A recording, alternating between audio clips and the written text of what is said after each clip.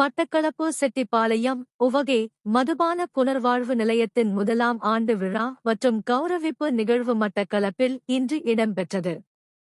மதுபாவனைக்கு அடிமையானவர்களை மீட்டு நல்வாழ்வுக்கு வழிகாட்டும் மட்டக்களப்பு பிராந்திய சுகாதார சேவைகள் திணைக்களத்தின் கீழ் இயங்கும் உவகை மதுபான புனர்வாழ்வு நிலையத்தின் முதலாம் ஆண்டு நிறைவு விழா மற்றும் பணியாளர் கௌரவிப்பு நிகழ்வு இன்று மட்டக்களப்பு பிராந்திய சுகாதார சேவைகள் பணிப்பாளர் கேட்போர் கூடத்தில் சிறப்பாக நடைபெற்றது. பிராந்திய சுகாதார சேவைகள் பணிப்பாளர் வைத்திய கலாநிதி ஆர். முரளீஸ்வரன் அவர்களின் தலைமையில் நடைபெற்ற இந்நிகழ்வை பிராந்திய மனநல வைத்திய அதிகாரி வைத்தியர் எஸ். டான் சௌந்தரராஜா அவர்கள் ஒருங்கிணைத்திருந்தார். இந்நிகழ்வில் செட்டிப்பாளையம் பிராந்திய மதுபான புனர்வாழ்வு நிலையத்தின் வைத்தியர்கள், தாதிய உத்தியோகத்தர்கள், பிராந்திய சுகாதார பிரதி பணிப்பாளர், பணிமனை பொறுப்பு வைத்திய அதிகாரிகள் உள்ளிட்ட பலரும் கலந்து கொண்டனர்.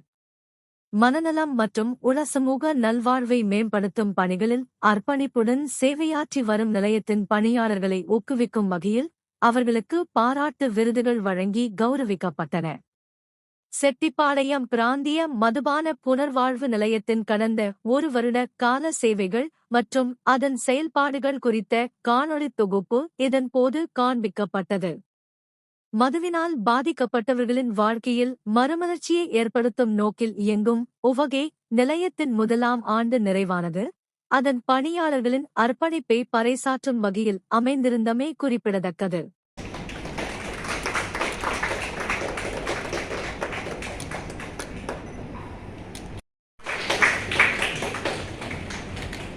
மிஸ்டர் நாகலிங்கம் நிதி தனநாயகம் யுவராஜ்.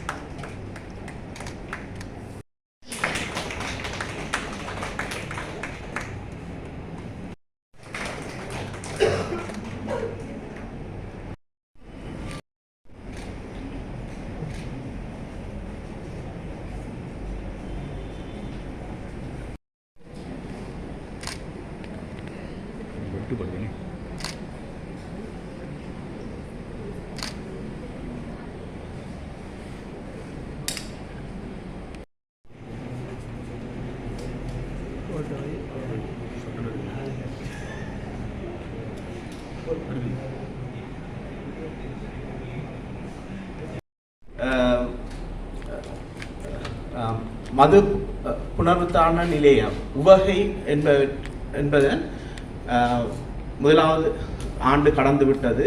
பல நோயாளிகளை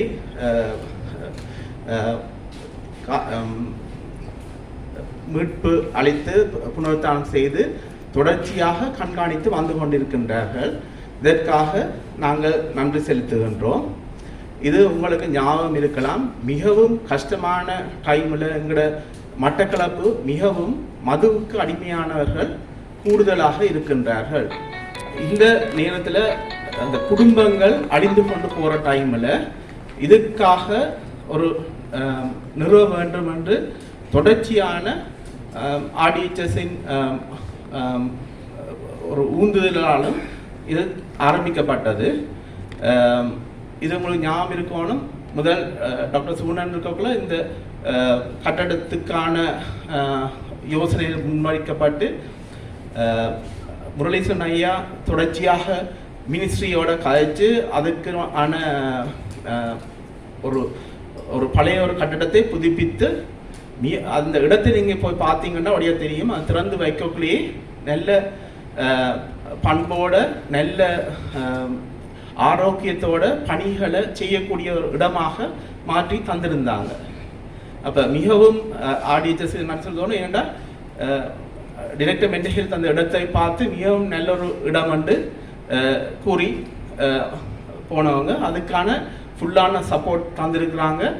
அதோட இப்பயும் திரும்பவும் அதற்கு சப்போர்ட் தர்றேன்னு சொல்லியிருக்கிறாங்க. இன்னும் பார்த்தீங்கன்னா ஆக்களை பிடிச்சி வச்சு ஏசி நீ என்ன குடிக்கிறான்னு வெக்கப்படுத்தி செய்கிற முறையை அந்த முறைகள் மிகவும் தோல்வி அடைந்தது.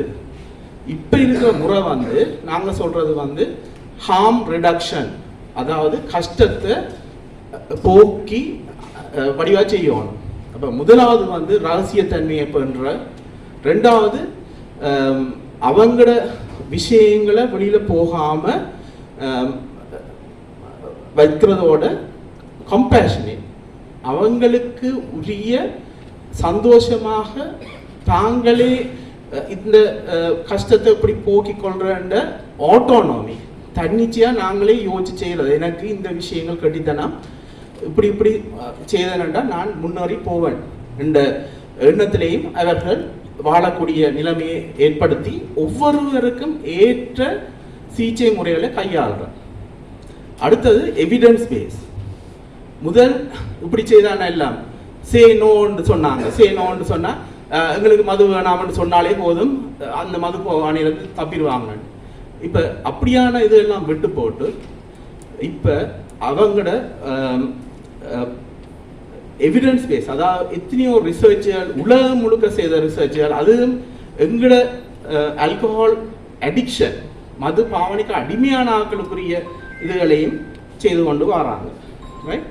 அடுத்தது வந்து முக்கியமாக RDHS இதில் உருவானது வந்து உங்களுக்கு தெரிஞ்சிருக்கு. முதல் எல்லாம் தனித்தனியே இயங்கி கொண்டிருந்தது. ஹெல்த் சர்வீஸ் தனியே இருந்தது, டிஎஸ் ஆஃபீஸ் தனியே இருந்தது, எஜுகேஷன் டிபார்ட்மெண்ட் தனியே இருந்தது.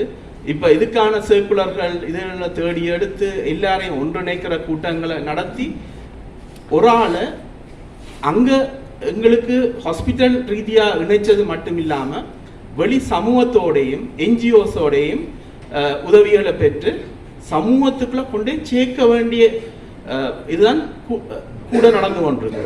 இப்போ சிகிச்சை அளிக்கிறது மட்டுமே இல்லை, ஹாஸ்பிட்டலில் உடனே சிகிச்சை நடக்கும், ஆனால் ஃபாலோ பண்ணுற இதுகளையும் செய்யணும். இப்போ அப்படியான செய்களையும் செய்கிறதுக்காக இது நவீனமாக ஏற்படுத்தப்பட்ட சேவைகள். நிறைவு விழாவை நாங்கள் எங்களுடைய அதற்காக அர்ப்பணித்து சேவையாற்றியவர்களுக்கு கௌரவிக்கின்ற விழாவாக இன்றைய நாளில் நிகழ்த்துகின்றோம். இது உண்மையிலே இந்த நிகழ்வுக்காக நாங்கள் ஒரு 1 அல்லது 2 மாதங்கள் காத்திருந்தோம் என்று கேட்டால் சரியான முறையில் இந்த சேவையாற்றியவர்களுக்கு கௌரவிக்க வேண்டிய தேவை எங்களுக்கு இருக்கின்றது. உண்மையில் தொடக்கத்தில் இந்த மதுபாவனைக்கு அடிமையானவர்களை மீட்கின்ற இந்த புனர்வாழ்வு நிலையத்துக்கான செயற்பாடுகள் எங்களுடைய முன்னாள் பிராந்திய சுகாதார பணிப்பாளர் டாக்டர் சூனன் ஐயா அவருடைய தலைமையில் தொடங்கியது. அவருடைய அந்த எண்ணக்கருவில் அந்த இடம் தேர்ந்தெடுக்கப்பட்டது. அதுக்கு பிறகு கட்டடப் பணிகள் தொடங்கியிருந்தது. அதுக்கு பிறகு நாங்கள் அந்த கட்டடப் பணிகளுக்கு பிறகு அதை நடைமுறை சாத்தியமாவதற்கான வேலை திட்டங்களை முன்கொண்டு வந்திருந்தோம். அதில் முக்கியமாக அதற்கு சம்பந்தமான ஆலோசனைகள் எங்களுடைய மூத்த வைத்திய நிபுணர், உளவியல் சார்ந்த வைத்திய நிபுணர், நாங்கள் எல்லோரும் மதிக்கின்ற டாக்டர் கணேசன் சார் அவர்கள் அந்த இடத்திற்கு வருகை தந்து எங்களுக்கான ஆலோசனைகளை தந்திருந்தார். அவருடைய ஆலோசனையின் பிரகாரம் அந்த நிலையத்தை நாங்கள் இன்னமும் மேம்படுத்தி அதற்கான ஆரம்பகட்ட வேலைகளை செய்திருந்தோம். அதுக்கு பிறகு அதுக்கு பொறுப்பான உத்தியோகத்தர்கள் தேவைப்படுகின்ற ஒரு கலந்துரையாடல் வருகின்ற பொழுது தானே தன்னுடைய இருக்கின்ற பணிகளுக்கு மேலதிகமாக தான் இந்த பணியை எடுத்து செய்வதற்கு தயாராக இருப்பதாக எங்களுடைய டாக்டர் அருள்ஜோதி அவருக்கு கூறினார். அவர் கூறிய பாதையை இதுவரை காலமும் எந்த ஒரு இடையிலும் இல்லாமல் தொடர்ச்சியாக ஒரு சமூக பங்களிப்போடு சமூக உணர்வோடு அவர் அந்த வேலைகளை எங்களுக்கு ஒத்துழைத்திருந்தார். அதே போல் எங்களுடைய பிராந்திய பணிமனையிலிருந்து திட்டமிடல் வைத்த அதிகாரிகள், அதே மாதிரி எங்களுடைய ஒருங்கிணைப்புக்கின்ற எங்களுடைய பிராந்தியத்துக்கு பொறுப்பான உளநலத்துக்கு பொறுப்பான வைத்திய அதிகாரி டாக்டர் டான் சௌந்தரநாயம் ஐயா அவர்கள், மற்றது எங்களுடைய பக்கத்திலிருந்து ஏனைய அத்தனை அதிகாரிகளும் இதற்கு பின்னால் இருந்தார்கள். இது தவிர அங்கிருந்த செட்டிப்பாளையத்தின் பொறுப்பு அதிகாரியாக முதலில் இருந்த டாக்டர் அற்புதன் அவர்கள், இப்பொழுது இருக்கிற ஜீவிதா அவர்கள் எல்லோருமே அதுக்கு ஒத்துழைப்பு தந்ததால் இதற்கு மேலதிகமாக நாங்கள் அந்த இடத்தில் ஒரு தாதியோத்தர் எங்களுக்கு தேவைப்பட்டது. அது தாதியோத்தர் பொழுது மனப்பூர்வமாக தன்னுடைய கடமைகளை தாண்டி அர்ப்பணிப்பாக செய்கின்ற ஒரு தாதியோத்தர் எங்களுக்கு தேவைப்பட்டது. அந்த இடத்தில் திரு புவன்ராஜ் அவர்கள் முன் வந்து தான் இந்த இடத்தில் தன்னுடைய ஒரு சொந்த வேலை போல என்னுடைய பணிகளுக்கு மேலதிகமாக அவர் பொறுப்படுத்தி ஆரம்பத்திலிருந்து இன்று வரைக்கும் அதை ஒரு ஒருங்கிணைப்பாளராக, ஒரு தாயோத்தராக மட்டுமல்லாமல் அங்கே ஒரு கவுன்சிலிங் செய்பவராக, ஒரு யோகா சொல்லிக் கொடுப்பவராக, அந்த அங்கு வருகின்றவர்களுடைய பயனாளிகளுடைய ஒவ்வொரு தேவையையும் ஏதோ ஒரு வழியில் பூர்த்தி செய்வதாக ஒரு ஒரு மிகவும் பெரிய ஒத்துழைப்பை வழங்கி எங்களுடைய டாக்டர் அருள்வதியை ஒத்துழைப்பாக பொன்ராஜ் அவர்களும் தொடர்ந்து செயற்பட்டு கொண்டு வருகின்றார். அதே போன்று இந்த இடத்தில் டிரெக்டர் மெண்டல் அவர்கள் அந்த ஆரம்ப கட்ட நிகழ்வுக்கு வந்திருந்தார். அதுக்கு பிறகு நாங்கள் அந்த முதல் ஆண்டு தொடக்கத்திலிருந்து அதை நாங்கள் நோயாளர்களை முதலில் இப்படியான ஒரு நிலையம் உருவாக்கி இருக்கிறோம் என்று மக்களுக்கு தெரிய வேண்டும் என்ற தேவை இருந்தது. முதல் ஒரு மாத காலம் எங்களுக்கும் ஒரு சவாலான காலகட்டம் என்று கேட்டால் நல்ல விடயங்களை பொதுமக்களுக்கு கொண்டு சேர்ப்பதில் எப்பொழுதுமே எங்களுக்கு ஒரு சவால்கள் இருந்து கொண்டிருந்தன. ஆனால் ஊடகவியலாளர்கள் இது சம்பந்தமாக தொடர்ச்சியாக இப்பொழுது நிலையம் இருக்கிற என்று சொல்லிக்கொண்டே இருந்தார்கள். பொதுமக்களும் எல்லா இடமும் அது சம்பந்தமான விடயங்களை சொல்லிக் கொண்டிருந்தாலும் தொடக்கத்தில் ஒரு 2 மாதங்கள் பயனாளிகள் வரவில்லை. இப்போ இங்கே நாங்கள் சேவை தயாராக இருந்தது, பயனாளர்கள் இங்கே சரியான முறையில் வரவில்லை. அப்போ நாங்கள் என்னுடைய மட்டக்களப்பு போதனா வைத்தியசாலையில் இருக்கிற அந்த தொடக்க நிகழ்வுக்கும் உங்களுடைய மட்டக்களப்பு போதனா வைத்தியசாலை சேர்ந்த கன்சல்டன்ட் சைக்காட்ரிஸ்ட் கடமனான ஐயா அவர்கள், கன்சல்டன்ட் சைக்காட்ரிஸ்ட் கமல் ராஜ் அவர்கள், இப்படி அது தவிர அப்பொழுது இந்த பணிப்பாளர் அவர்களும் எங்களுக்கு தேவையான ஒத்துழைப்புகளை தருவதாக உறுதியளித்தார்கள். இது அவர் டிரெக்டர் மெண்டல் அவர்களும் வந்திருந்தார்கள். அந்த நிகழ்வு ஆரம்ப நிகழ்வு மிகச் சிறப்பாக இருந்தது. அந்த சிறப்பான ஆரம்பத்தோடு சேர்ந்து நாங்கள் அதை பயணிக்கின்ற பொழுது முதல் 2 மாதங்கள் ஏற்கனவே கூறியது போல் எங்களுக்கும் சவால்கள். எங்களுக்கு உங்களுக்கு எல்லாருக்கும் தெரியும், மட்டக்களப்பு மாவட்டத்தில் தற்கொலை செய்கின்ற சதவீதங்கள் கூடுவதற்கு அல்கோல் இந்த மதுபாவனைக்கு அடிமையானவர்கள் இருக்கின்ற குடும்பங்களிலும் அந்த அதிகமான அந்த போக்கு காணப்பட்டது. அதுக்கு காரணம் ஒன்று மதுபாவனைக்கு அடிமையானவர்களுக்கு இருக்கிற பிரச்சனைகள், இது தவிர அவர்களுடைய வாழ்க்கை துணை எதிர்நோக்கிற பிரச்சனைகள், இது தவிர அவருடைய பிள்ளைகள் எதிர்நோக்கிற பிரச்சனைகள். ஏன்னா பிள்ளைகள் கல்வி பாதிக்கப்படும், குடும்பத்தில் ஒரு அல்கோலுக்கு அடிமையானவர் மதுபாவனுக்கு அடிமையானவர் ஒரு குடும்பத்தில் எது கதைக்க வேணும் எது கதைக்கக்கூடாது என்று தெரியாமல் அவர் ஒரு விதமாக கதைத்திருப்பார். அப்போ ஏற்கனவே இந்த வாலிப பருவத்தில் இருக்கிற பிள்ளைகள் சிறு பிள்ளைகள் மனமுடைஞ்சி கல்வியை விடுகின்ற செயற்பாடுகள் இருந்தது. அல்லது அவர்களுக்கு சரியான முறையில் அவரோட உரிமைகள் பாதிக்கப்படாத ஒரு சந்தர்ப்பம் இருந்தது. இது தவிர அவர்கள் ஏனோரால் துப்புரவு செய்யப்படுகின்ற தன்மையும் காணப்படும். அது ஒரு தகப்பன் மதுபாவனைக்கு அடிமையாக இருந்தால் ஒரு குடும்பம் படுகின்ற பாடு எல்லோருக்கும் தெரிந்ததாக கொண்டாதான் இருந்தது. அப்போ நாங்கள் இந்த ஒருவர் இருவராகி இப்படி ஒவ்வொருவராக வர தொடங்கிக்கல இந்த பணின்றது ஒரு மிகப்பெரிய ஒரு திருப்பணி மாதிரி தான் நாங்கள் சொல்லிக்கொள்ளலாம். என்றால் ஒருவரை நாங்கள் இந்த மதுபானிலிருந்து மீட்கின்ற மூலமாக ஒரு குடும்பத்தை மீட்கிறோம், ஒரு மாணவன் கல்வியை மீட்கிறோம், ஒரு வாழ்க்கை துணையின் வாழ்க்கையை மீட்டு கொடுக்குறோம். இப்போ இதில் நாங்கள் இப்போ கிட்டத்தட்ட நூற்றுக்கணக்கான மதுவுக்கு அடிமையானவர்கள் அவர்கள் மீட்டிருக்கிறார்கள் என்ற அர்த்தம். அவர்கள் நூற்றுக்கு மேற்பட்ட பிள்ளைகளின் கல்வியை மீட்டுக்கிறார்கள், வாழ்க்கை துணையின் வாழ்க்கையை மீட்டுக்கிறார்கள், அந்த உறவுகளின் மன நிம்மதியை மீட்டுக்கிறார்கள். ஏன்னா வாழ்க்கை துணை மட்டும் நிம்மதி போகாது, வாழ்க்கை துணையின் பேரண்ட்ஸ் அவர்கள் கவலைப்படுவாங்க, அவங்களோட சௌகரங்கள் கவலைப்படுவாங்க. இப்போ இப்படி பலருடைய நிம்மதி சந்தோஷம் எல்லாத்தையும் மீட்டு இவர் கொடுத்துருக்காங்க. அப்போ ஒருவரை மீட்டு இருந்தால் அது கிட்டத்தட்ட அங்கால ஒரு 10 பேர்கிட்ட வாழ்க்கைன்ற சந்தோஷங்களை அவர்கள் மீட்டு கொடுத்துருக்காங்க. இது மாதிரி நாங்கள் 100க்கணக்கான பேர் அவர்களை மீட்டு சாதாரண வாழ்க்கைக்கு கொண்டு போயிருக்கிறாங்கன்னு சொன்னால் கிட்டத்தட்ட 1000 பேர் ஆயிரக்கணக்கான பேர் நிம்மதியை சந்தோஷத்தை மீட்டு கொடுத்துருக்கார்கள், தற்கொலை விதத்தை தடுத்துக்கிறாங்க. இந்த மாதிரி பல நல்ல விடயங்கள் இதில் இருக்குது. இது தவிர அவர்களை மதுபாவனைக்கு அடிமையானவர்களை உள்ளுக்குள்ளே வைத்திருக்கீங்கள கூட உண்மையிலே அவர்களை எந்த நேரமும் அவங்கள பிஸியாக ஒரு ஒரு அந்த காலமிருந்து பின்னேறம் மட்டும் அவர்களை எப்போவுமே ஒரு பணிகளில் ஈடுபடுத்த வேண்டிய தேவை இருக்குது. அப்போ அவர்களை பழையபடி யோசித்து மதுபாவனைக்கு அடிமையாகிறது போகாமல் இருக்கிறதுக்காக யோகா, தியானம், அந்த இந்த பயிர் வளர்ப்பு, சமையல், இப்படி அவர்களை ஏதோ ஒரு கட்டத்தில் அவங்கள எப்போவுமே என்ன சொல்கிறது யோசிக்க விடாமல் நல்ல செயல்களுக்குள்ளேயே வைத்திருக்க வேண்டியது. அது ஒரு பெரிய கஷ்டமான விஷயம். இதை ஒரு பொறுப்பெடுத்து அந்த அணியினர் மிகச்சிறப்பாக அதை செய்து கொண்டிருந்தாங்க. அதனால் பயன்பெற்ற ஒவ்வொருவருடைய கருத்துக்களை கேட்குற நேரத்தில் மிகவும் சந்தோஷமாக இருந்தது. ஏனென்னா இது இந்த நிலையம் தொடங்கப்பட்டு காட்டி என்ன நடந்திருக்கும், நிலையம் தொடங்கி இப்படி இவங்களை புனர்வாழ்வளிக்கிற மட்டும் இல்லாமல் இவங்க சமூகத்தோடு சேர்ந்த அப்புறம் சமூகத்தில் அவங்க மீண்டும் என்ன செய்வாங்க, அவங்களுடைய நண்பர்கள் மீண்டும் வந்து கூப்பிடுவாங்க. 2-3 கிழமை ஆகிட்டது. அப்புறம் நாம் பழையபடி எப்போ மீட் பண்ணி எப்போ நாங்கள் மதுவை பாவிக்கிறேன்றதுக்கு அந்த நண்பர்கள் விட மாட்டாங்க, உறவுகள் விட மாட்டாங்க. அப்போ அவங்கள மானிட்டர் பண்ணுறதுக்கு என்னுடைய கம்யூனிட்டி மென்டல் ஹெல்த் ஒர்க்கர்ஸ் என்று சொல்லப்படுகின்ற ஒவ்வொரு எம்ஓஹெச்லேயும் ஒருவர் இருக்கிறார். அவருடைய கோஆர்டினேஷனையும் அவங்க கோஆர்டினேட் பண்ணி எடுத்தாங்க. இதுக்கு பூரண ஒத்துழைப்பு எங்களுடைய டான்ஸ் சாந்தோனாவை அவர்கள் வழங்கியிருந்தார்கள். அப்போ இது ஒரு டீம். ஒரு பக்கம் அவங்களுக்கு சிகிச்சை அளிக்க வேணும், இது தவிர மற்ற பக்கம் அவர்களை மீண்டும் அதுக்கு போகாத மாதிரி அவங்கள பார்த்துக்கொள்ளணும். இதில் வந்து எங்கள் மாவட்ட சேலம் பிரதேசத்தில் அதிகாரிகளும் எங்களுக்கு ஒத்துழைத்திருந்தார்கள். அதிலே முக்கியமாக தினேஷ் அவர் தான் போதை தடுப்பு சம்பந்தமான மாவட்ட செயல் அதிகாரி. அவர் எப்பொழுதுமே எங்களுக்கு ஊக்கமளித்து கொண்டே இருந்தார். இது தவிர அங்கே இருக்கிறவர்களுக்கான கவுன்சிலிங் எங்களுக்கு எங்களுடைய கவுன்சிலர் அவர்கள் நித்தி அவர்களும் மற்ற ஏனியவர்களும் எங்களுக்கு தொடர்ச்சியாக உதவி கொண்டிருந்தார்கள். இப்போ எங்களுக்கு ஒரு பிரச்சனை வந்து ஆளணி பற்றாக்குறை.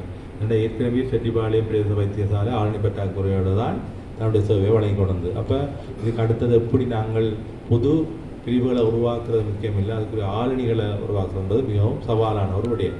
அப்போ இதில் வந்து நாங்கள் எப்படி இதை அந்த சவாலை நாங்கள் கடக்கலாம் என்று சொல்லிக்கல எங்களுடைய IMHO அமெரிக்காவில் இருக்கிற அனைத்துலக மருத்துவர்களின் ஒன்றியம் வந்து IMHO எங்கள் மீது நம்பிக்கை வச்சு முன் வந்து அவர்கள் ஒரு பணியாளருக்குரிய அந்த உதவியையும் ஏனைய தேவையான உதவிகளையும் அவங்க செய்திருந்தாங்க. அப்போ இது வந்து பார்த்திங்கன்னா அரசாங்கம் ஒரு பக்கம் சுகாதார அமைச்சில் இருக்கிற மனநலம் சார்ந்த பிரிவுகள், இது தவிர எங்களுடைய முன்னாள் பிராந்திய சுகாதார பணிப்பாளர்கள், முன்னாள் மண்டல பொதுநல பணிப்பாளர், அங்குள்ள வைத்திய நிபுணர், அங்குள்ள வைத்தியர்கள், இந்த பக்கம் எங்களுடைய பிராந்திய பொறுப்பு அதிகாரிகள், ஏனைய அதிகாரிகள், எங்களுடைய செட்டிபாளையம் பொறுப்பு அதிகாரி, இவ்வளவு பின்னால் அவங்களுக்கு உறுதுணையாக கேட்கல அந்த அணியினர் மிகவும் அர்ப்பணிப்போட ஒரு எந்த விதமான அந்த அவங்க இந்த ஒரு வருட காலத்தில் நான் கவனித்த விஷயம், அவங்களுக்காக அவங்க ஒன்றுமே அந்த சம்மந்தமாக கேட்டதில்லை. அவங்க கேட்டது எல்லாமே இதை எப்படி அடுத்தடுத்து கொண்டு போகிறதுக்கு ஆளுநர் தாங்க, இதை கொஞ்சம் டெவலப் பண்ணுறதுக்கு என்ன கட்டிடங்களை டெவலப் பண்ண வேணும், பேஷண்ட்ஸ் பார்க்குறதுக்கு செக்யூரிட்டி கார்டு கொஞ்சம் ரெடி பண்ண வேணும், வார பேஷண்ட்ஸ் டிஸ்சார்ஜ் ஆகி போய்க்கலாம், அவங்களுக்குள்ள பிரச்சனையை பார்க்கணுன்றது மட்டும்தான் அவங்க கேட்டு வந்தாங்க. இப்போ எனக்கு உண்மையிலேயே நாங்கள் வாழ்க்கையில் மிகவும் திருப்தி அடையக்கூடிய ஒரு சம்பவங்கள் இருக்கும். அதில் முக்கியமான ஒரு விடயமாக நான் இதை பார்க்குறேன். நாங்கள் இப்போ இதில் பணியாற்றின அத்தனை பேருக்கும் அந்த திருப்தி இருக்குமான்னு நினைக்கிறேன். என்னென்னு கேட்டால், நாங்கள் ஒரு கட்டத்தில் நாங்கள் ஓய்வு பெறுவோம், அது பிற மரணப்படுகையில் போய் சேருவோம். ஆனால் நாங்கள் வேலை செய்கிற காலத்தில் மிகச் சிறப்பான பணிகளை செய்தோம் என்ற ஒரு திருப்தி வந்து எப்பொழுதுமே எங்களுக்கு இறைவனுடையும் எங்களுக்குரிய வாழ்க்கையில் உள்ள அந்த நிறைவையும் அது தரும். அந்த நேரத்தில் நான் இதுக்கு பின்னால் இருந்த ஒவ்வொருவருமே மிகவும் சிறந்த ஒரு காரியத்தை செய்திருக்கிறாங்க. அது இந்த இடத்துல அவங்கள கௌரவிக்கிறான்றது ஒரு பெரிய விஷயமே இல்லை, கௌரவிக்க வேண்டிய அவசியம் இல்லை, அவங்க கௌரவத்தை எதிர்பார்க்கவும் இல்லை.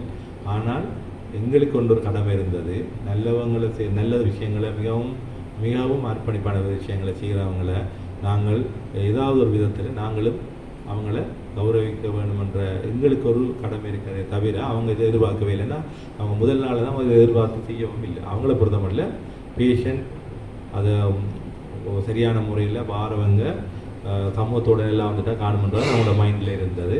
அப்போ இதில் ஒரு கேள்வி ஒன்று வேணும் என்னன்னு கேட்டால், இது எவ்வளோ காலத்துக்கு போகணும்னா இது சிஸ்டம், இது ஒரு ஒழுங்கமைப்பு, இது வந்து அப்படியே தொடர்ச்சியாக போகும். இப்போ இவங்க செய்து கொண்டிருக்கிறது வந்து ஒரு ஸ்டாண்டர்ட் தரம். இப்போ இனி வாரவங்க இந்த தரத்தை பார்த்து இவங்க இனி மாறலாம், ஏதோ ஒரு காலகட்டத்தில் மாறலாம், எல்லாரும் மாறலாம். ஆனால் அந்த தரம் உருவாக்கப்பட்ட தரம் ஒரு பெஞ்ச் மார்க்னு சொல்லுவாங்க. இந்த இடத்துல இதுதான் ஸ்டாண்டர்டாக இப்படி நடந்த என்று சொல்லப்படுற விடயமே அடுத்து வருகின்ற ஆட்களுக்கு வந்து ஒரு வழிகாட்டியாக இருக்கும். அந்த வழிகாட்டி மூலமாக அது நடக்கும்னா அந்த தரம் ஏற்படுறதுல எங்களுடைய மட்டக்களப்பு மாவட்டம் மட்டும் இல்லாமல் இங்கிருந்து வருகின்ற மது பாவனைக்கு அடிமையானவர்களை மீட்கின்ற இந்த காரியத்தின் தரம் வந்து அப்படியே அந்த சேவையின் தரம் தொடர்ந்து கொண்டு இருக்கும். ஆகவே இதில் கூப்பிட்டுருக்கிற அத்தனை பேருக்கு நான் சொல்லக்கூடியது, நாங்கள் இதே ஒத்துழைப்பை நாங்கள் அவங்களுக்கு தொடர்ச்சியாக கொடுப்போம். அவங்களுக்கு நாங்கள் பாராட்டுறோம், நன்றி தெரிவிக்கிறோம். இது ஒரு பெரிய விஷயமே இல்லை, உங்களுக்கு இது பெரிய விஷயமே இல்லை, ஆனால் எங்களுக்கு கடமை. இது நாங்கள் இந்த இடத்துல நாங்கள் சொல்லணும். இது தவிர இந்த முதலாம் ஆண்டு விழா கொண்டாடுறது இன்னும் ஒரு காரணம் இருக்குது. இப்படி ஒரு விழாவை கொண்டாடுறது மூலமாக எங்களுடைய உத்தியோகத்தர் மத்தியிலும் எங்களுடைய பொதுமக்கள் மத்தியிலையும் ஒரு விழிப்புணர்வு என்ன நடக்குது. இந்த ஒரு வருஷமாக இந்த இடத்துல தொடங்கினாங்களே சில விஷயங்கள் தொடங்கினா அப்படியே அது தொடங்கின மாதிரியே இருக்கும், அல்லது இது ஒரு காகிதத்தில் மட்டும் இருக்கும். எங்கள்கிட்ட இப்படி ஒரு யூனிட் இருக்குது, எங்கள்கிட்ட இப்படி ஒரு யூனிட் இருக்குது, அப்படி இருந்து பிரயோசனம் இல்லை. காகிதத்தில் இருக்கிற யூனிட்டுகள் பல இடங்களில் நான் பார்த்துருக்கிறேன். அது அவ்வளவு சரியாக வராது. இது அப்படி இல்லை, காகிதத்தில் இருக்கிற யூனிட் இல்லை. சவால்களை சந்தித்து முதல் 1 மாதம் 2 மாதம் குறைவானவர்கள்லாம் வந்தவங்க. ஆனால் இன்றைக்கு பார்த்தீங்கன்னா கேள்விப்பட்டு எத்தனையோ உயர் அதிகாரிகள் எத்தனையோ பேர் வந்து பயன்பெற்றிருப்பாங்க. ஒவ்வொருவருடைய வாழ்க்கையும் ஒவ்வொருவரும் பயன்பெற்றவர்களும் ஒரு ஒரு சரித்திரம். அதுகளை நல்ல விஷயங்களை வெளியில் கொண்டு வரவங்க ஒரு விஷயம் அந்த இடத்துல போய் அதில் என்ன சேவை நடக்குதுன்னு அதை வெளியில் கொண்டு வர்றதுக்காக நான் எத்தனையோ பேருக்கு சொல்லியிருக்கிறேன். மட்டக்களப்பில் நல்ல விடயங்கள் இருக்குது. நம்மளோட கண் எல்லாம் இருக்குமான்னா நல்ல விடயங்களை போய் பார்க்கும். நமக்கு இன்னும் சரியான கண் வரையில் நினைக்கிறேன். இது வரைக்கும் யாராவது 1 வருஷமாக இப்படி ஒன்று நடக்குது, மட்டக்களப்பில் நடக்குது, ஒரு எங்களோட பெருமை எல்லாம் இதை போய் அதை செய்து ஒரு விவரணமாக போடலாம் தானே என்று கேட்டால் இன்னமும் எங்களோட உறவினர் செய்து கொண்டு இருக்கிறாங்க. அநேகமாக செய்வாங்கன்னு நினைக்கிறேன். தேவை இதுதான் தேவை, வேறு ஒன்றும் தேவையில்லை. ஆக்களை போடுறதோ அது செய்கிறதோ அது ஒன்றுமே தேவையில்லை. நாங்கள் எல்லாருமே நல்ல விடயங்களை காய்க்க விரும்புவோமே தவிர மற்றவங்களை பற்றி கதைச்சு தேவையில்லாத விஷயங்களை காய்ச்சி அவரை பற்றி இழிவாக இவரை பற்றி இழிவாக காய்க்கிறதுக்கு நம்ம செய்வோம். மட்டக்களப்பில் நல்ல காரியங்கள் நடந்து கொண்டு தான் இருக்குது. எனக்கு இந்த புனர்வாழ்வு நிலையத்தை போய் செய்து என்ன நடக்குது என்ன இது தயவுசெய்து வாங்கன்னு சொல்கிறதுக்கு இன்னமும் ஆக்கள் தேவைப்படுது. நல்லது என்ன நல்லதை பார்க்குறதுக்கு எங்களோட மனசு நல்லமாக இருக்கணும், கண் நல்லமாக இருக்கணும், எங்களோட எண்ணம் நல்லமாக இருந்தால் அந்த காலு நல்லா இருந்தால் அப்படியே என்ன கராது போகிற வழியில் அப்படியே இந்த இடத்துக்கு செட்டிவாளத்துக்கு போய் பார்த்துட்டு போகணும். நமக்கு அந்த காலும் கருத்தும் கண்ணும் உள்ளமும் நல்லா இன்னும் கொஞ்சம் பெறவும். தயவுசெய்து போய் பாருங்கள், செட்டிவாளத்தை போய் பாருங்கள் அங்கே உள்ள சேவையில் என்ன நடக்குது என்றதை பாருங்கள். அதே மாதிரி முடிந்தால் எங்களுடைய ஆரியமதியில் இருக்கிற ஸ்ட்ரோக் ரீஹபிலிட்டேஷன் போய் பாருங்கள். அங்கே என்ன நடக்குது, நல்ல காரியங்கள் நடக்குது, நல்ல விஷயங்களை சொல்கிறதுக்கு நமக்கு ஒரு நல்ல எண்ணம் நல்ல மனம் வேணும். அதே மாதிரி மாவடிவம்புலையும் எத்தனையோ பேர் இந்த வாழ்க்கை மாறிக்கொண்டு இருக்குது. அதையும் போய் பார்க்கலாம். எல்லாரோட வைத்தியசாலைகளை போய் பார்க்கல அது இல்லை இது இல்லைன்னு சொல்கிறத விடவும் நல்ல விடயங்களை நல்ல கண்ணோடு போய் பார்த்து அதை பாராட்டுங்க. ஒரு விடயத்தை நல்ல காரியங்களை நல்லவங்களை செய்கிறவங்கள பாராட்ட தான் மிச்சம் உள்ளவங்களும் என்ன செய்வாங்க, நல்லதை செய்ய தொடங்குவாங்க. ஆகவே இந்த நிகழ்வு உண்மையிலே பாராட்டு நிகழ்வு இல்லை, இது ஒரு விழிப்புணர்வு நிகழ்வு. அவர்களுக்கும் பிராந்திய பிரதி சுகாதார சேவைகள் பணிப்பாளர் அவர்களுக்கும் மற்றும் இந்நிகழ்வுக்கு வருகை வந்திருக்கும் அனைத்து ரீஜனல் ஹெட்ஸுக்கும், அத்துடன் இந்நிகழ்வுக்கு கதாநாயகர்களாக இன்று வீட்டிற்கும் ஓகை குடும்பானியினருக்கும் மற்றும் இந்நிகழ்வுக்கு வருகை வந்திருக்கும் அனைத்து ஆர்டிஎச் ஆஃபீஸ் ஸ்டாஃப் ஊழியர்கள் அவர்களுக்கும் மற்றும் இந்நிகழ்வை திறம்பட ஆவணப்படுத்துவதற்கு வருகை வந்திருக்கும் ஊடகவியலாளருக்கும் முதற்கண் எனது வணக்கத்தை தெரிவித்துக் கொள்கின்றேன். இன்றைக்கு ஒரு 19 நாட்களுக்கு முன்னர் மட்டக்களப்பு போதனா வைத்தியசாலையில் நரம்பியல் பிரிவில் வைத்தியராக கடமையாற்றியிருந்தேன். 19 நாட்கள் தான் இங்கே வந்தது. அப்போ இதை பற்றி ஒரு உரையாற்றுவதென்பது ஒரு